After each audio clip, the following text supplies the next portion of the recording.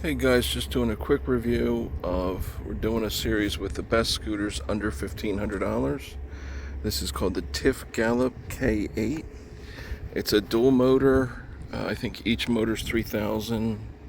Is that right? Each motor's... It's a lot of power. It's either 6,000 or 8,000 total watts, but I've had dual motors where it was 500 watts, 500 watts, so it's 1,000 combined. This one, just one of them is 3,000. I think that's accurate. But the point is even when I have it on the number 2 setting, you can see right now, that's on the 2 setting. I don't even put it on 3. And if you look at this, it's not on the turbo mode, it's on regular. So that's on the number 2 setting, not turbo, regular, and it's as fast as I can handle this thing. Within a couple seconds, it's up to 30, 40 miles an hour.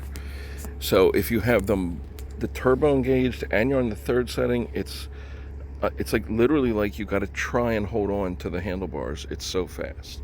Somebody told me it's 0 to 50 in 3 seconds. So that's like what a Porsche does or something. But anyway, so look guys, you got an 11-inch wide deck with the LED glowing. You've got a kick plate here. This thing is solid as hell. I mean, you could literally have a 250-pound man can stand on just this and be fine. I tried to tighten these bolts when it first came, already super tightened, so it shows the quality. Look at the little details here. All right, so you've got the turn signals like a lot of them have, right? Turn signals, pretty cool. But you've also got front turn signal type, warnings, and even in a different color. I like the purple, it's kind of cool. Now look, I've had almost every e-scooter, e-bike over 1,000 has turn signals, right? A lot of them are rigid. So after a couple weeks, you go by a tree or a branch, snaps it off. Look at this. Oh, they have like a rubberized joint that they start on, so they're, you know what I mean, they can bounce around a little bit. You've got what they call the Batman back fender, and these tires are really one of the godsends. 12-inch by 4.5-inch, guys. That is huge. I have that armored stuff, whatever it's called, inside with the Kevlar.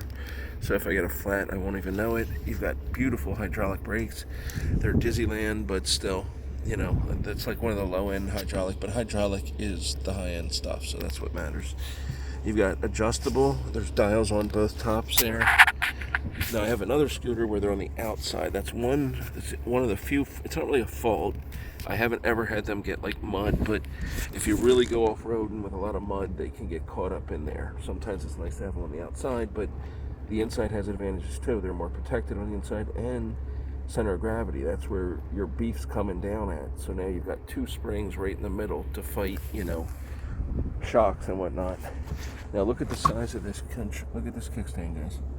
That is a beautiful, that's almost like a small motorcycle, moped type level. So really beautiful. You got a horn. I'm not going to do it because, it's a furry complex here. I don't want to wake everybody up. But these LEDs, I mean, a lot of people think they're cool. I agree. I actually think they're pretty badass. I don't know why you can't change the color.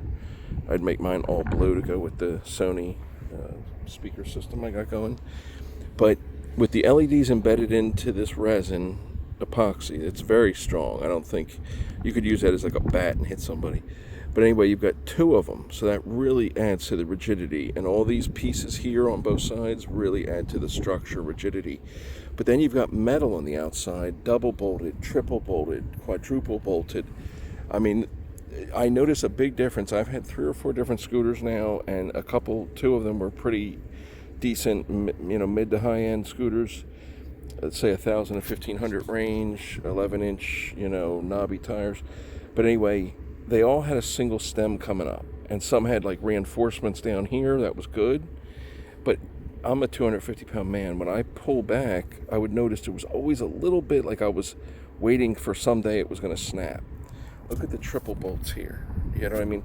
With this, because of the rigidity of the double things here, with the double metal on both sides, plus the double shocks here. Look at these heavy-duty mother effers. Look at these things, dude. These things are freaking huge and just so powerful.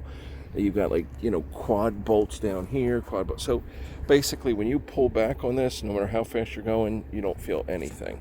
You've got instead of the U7 Angel Eyes, which a lot of bikes have in this price category, you get the higher end LEDs, the squares with what I call the blue circles. And again, there's beautiful 12. My other one has an 11-inch by 3.5-inch tire. Still considered a big high-end scooter that can go anywhere. But these are 12-inch by 4.5, much bigger. Look at the size of those shocks right there, guys. Look at the heavy-duty bolting. You know what I mean? You're not going anywhere on this thing. It's just beautiful, beautiful all-around scooter. It does shut off every few minutes if you don't go somewhere, but that's probably like a battery issue. Look at those ampage. You got about 60 volt amps. And a 38, that's the other thing. All my other scooters were either 20 amp batteries or 25 amp battery. I had one scooter that was like originally 1500, I got on sale, but it was a 27 amp battery. This is a 60 volt, so not 36 volt, not 48 volt, not 52 volt, 60 volt. So that's like 4 levels up from the entry level. 60 volt, 60 volt by 38 LG or Samsung cells. I think they said LG, but who cares? LG and Samsung, same thing. High quality South Korean, not Chinese stuff that's considered whatever compared to South Korean. You know what I mean? So anyway, but just beautiful, guys, all around beautiful. And you can get $100 off if you go to the bottom of my page, or you can go to the website. Just beautiful.